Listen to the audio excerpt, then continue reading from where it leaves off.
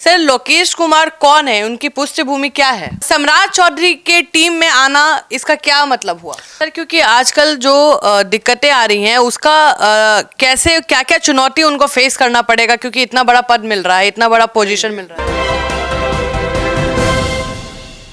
नमस्कार, स्वागत है आपका सिटी पोस्ट लाइव में। मैं हूं मुस्कान। बिहार की सत्ता के गलियारों में मुख्यमंत्री सचिवालय को शक्ति का केंद्र माना जाता है। 10 मई 2026 को हुए एक बड़े फेरबदल के बाद मुख्यमंत्री सम्राट चौधरी ने 2003 बैच के आईएएस अधिकारी लोकेश कुमार सिंह को अपना सचिव नियुक्त कर सबको चौंका दिया है।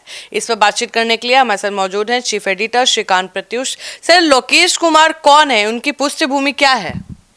लोकेश कुमार चर्चित आईएएस अधिकारी हैं और मूल रूप से बिहार की मिट्टी से जुड़े हुए हैं।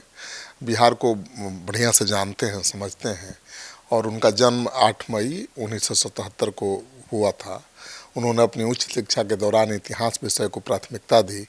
उन्होंने इतिहास में ही स्नातक और स्नातकोत्तर की डिग्री हासिल की और 2003 में भारतीय प्रशासनिक सेवा के लिए चुने गए और उन्हें अपना गृह राज्य बिहार कैडर ही मिला।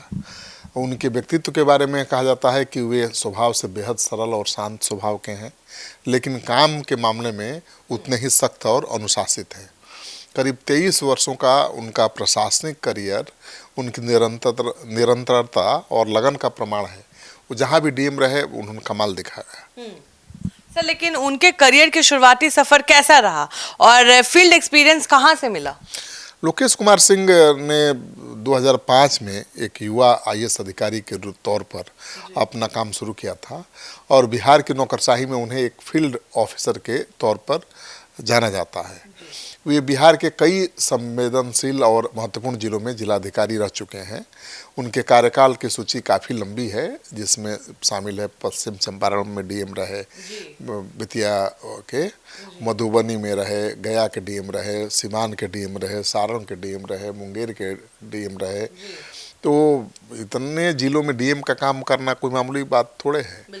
तो इतने जिलों में डीएम के रूप में काम करते हुए उन्होंने कानून व्यवस्था, भूमि विवाद और विकास योजनाओं के क्रियान्वयन को सीधे जनता के बीच उतारा।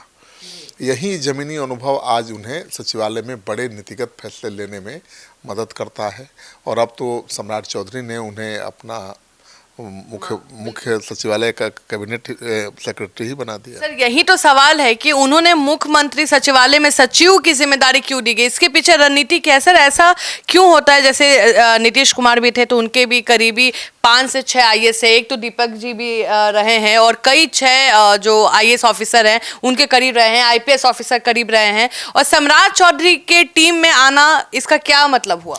अरे हर मुख्यमंत्री की अपनी एक टीम होती है भाई। मुख्यमंत्री जिस पर भरोसा करता है उसको रखता है अपनी टीम में। मुख्यमंत्री सम्राट चौधरी की अपनी एक कोर टीम बनी है और अपनी टीम में एक ऐसे अधिकारी की उनको ज़रूरत थी जो अनुभवी होने के साथ साथ भरोसेमंद भी हो। लोकेश कुमार सिंह 2003 बैच के अधिकारी हैं और उन्हें बिहार सरकार के 5 अलग अलग क्षेत्रों में 14 महत्वपूर्ण पदों पर काम करने का अनुभव है।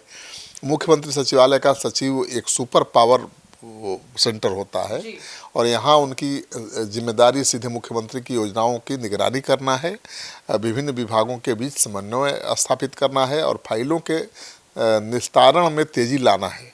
तो सम्राट चौधरी का उन पर भरोसा जताना ये तो साबित करता है ना कि सरकार अब रिजल्ट ओरिएंटेड मोड में काम करना चाहती है। सरकार हर विभाग पर निगरानी रखना चाहती है। सर, कहा जाता है कि कोरोना काल के दौरान संकट मोचक के रूप में कहीं ना कहीं उनकी भूमिका रही है। हाँ बिल्कुल, लोकेश कुमार सिंह की कार्यकुशलता की सबसे बड़ी परीक्षा कोरोना काल में हुई थी और उस समय वे स्वास्थ्य विभाग के सचिव के रूप में काम कर रहे थे।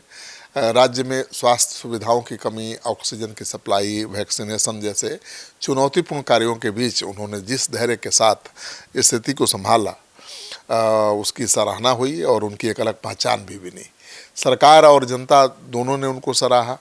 उन्होंने ग्रामीण विकास विभाग में भी महत्वपूर्ण काम किए, जहां उन्होंने योजनाओं को अंतिम पायदान पर खड़े व्यक्ति तक पहुंचाने में बहुत अहम भूमिका निभाई। सिस्टम में कई महत्वपूर्ण सुधार किए। तो उनको आम लोगों के बहुत हित साधने वाले अधिकारी के रूप में जाना जाता है।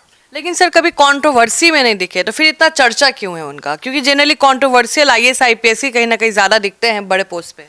नहीं नहीं, ऐसा नहीं है। कंट्रोवर्सी से उनका कोई नाता नहीं है और बहुत ज़्यादा विवादित अधिकारी को कोई मुख्यमंत्री थोड़े रखेगा। प्रौद्योगिकी विभाग में भी उनका, विज्ञान प्रौद्योगिकी विभाग में भी उन्होंने काम किया और बहुत दिनों तक काम किया। तो इस विभाग में सचिव के रूप में सबसे लंबा कार्यकाल करने का रिकॉर्ड उनका है और उन्होंने यहाँ लगभग 3 साल 9 महीने तक काम किया। तो इतने लंबे समय तक एक ही विभाग में टिके रहना उनकी स्थिरता है को भी दिखाता है और विशेषज्ञता को भी बताता है। उनके कार्यकाल में तकनीकी शिक्षा के क्षेत्र में कई बुनियादी ढांचे तैयार हुए और इंजीनियरिंग कॉलेजों की कार्यप्रणाली में काफ़ी सुधार आया है। वर्तमान में भी उनके पास इस विभाग के सचिव का अतिरिक्त प्रभार भी है। तो पर्यटन विभाग के सचिव के रूप में उनके सामने क्या चुनौतियां और क्या लक्ष्य है, ये भी सवाल आपको हो सकता है। बिल्कुल सर, क्योंकि आजकल जो दिक्कतें आ रही हैं उसका कैसे क्या क्या चुनौती उनको फेस करना पड़ेगा, क्योंकि इतना बड़ा पद मिल रहा है, इतना बड़ा पोजीशन मिल रहा है। इस पोजीशन के अलावा भी उनके पास पर्यटन विभाग का विभाग भी है।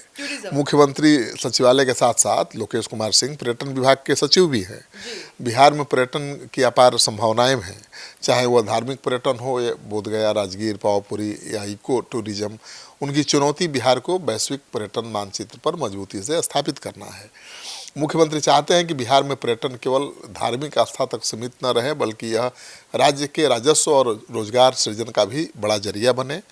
और बिहार की यूएसपी तो पर्यटन ही है। लोकेश सिंह से उम्मीद है कि वे अपने प्रशासनिक अनुभव से पर्यटन स्थलों के बुनियादी ढांचे में बड़ा बदलाव लाएंगे।